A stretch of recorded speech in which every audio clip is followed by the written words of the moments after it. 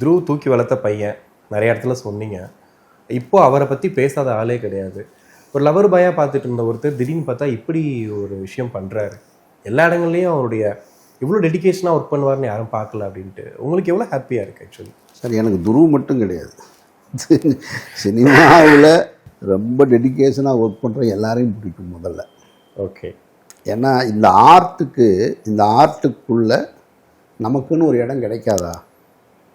இதுக்குள்ளே என்றைக்கா நம்மளுடைய கனவு இந்த ஆர்ட்டுக்குள்ளே வந்து ஒரு அங்கீகாரம் கிடைக்கணும், பிரபலமாகணும்.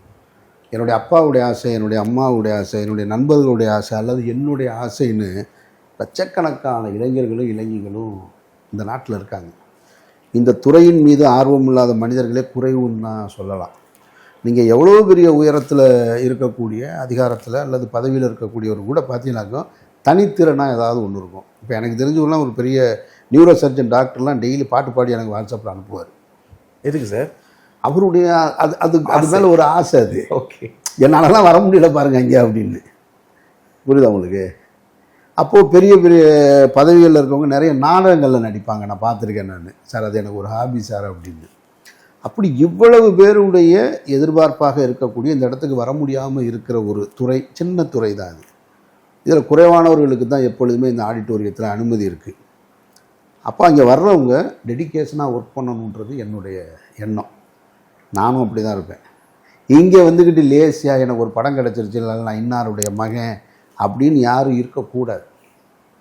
அதை நீ படம் பார்க்குறவனுக்கு தான் பொழுதுபோக்கு, உனக்கு அது பொழுதுபோக்கு இல்லை. உனக்கு அது தொழில், உனக்கு அது ஆர்ட்டு.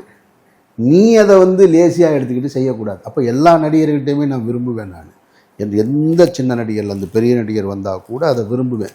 அந்த ஷூட்டிங் ஸ்பாட்டில் அவங்க ரொம்ப டெடிக்கேஷனாக இருக்கணும், அதை உள்வாங்கி வேலை செய்யணும் அப்படின்னு. அப்படி இருக்கிற இடத்துல துருவ் போன்ற நான் பார்த்த பையன் அந்த இடத்துல இருக்கிறது கூடுதல் மகிழ்ச்சி. சரி, அப்பாவுக்கு புள்ள தப்பாமல் பிறந்திருக்கு. எல்லாருமே அப்பா பேரை காப்பாற்றுறது இல்லைல்ல சார்.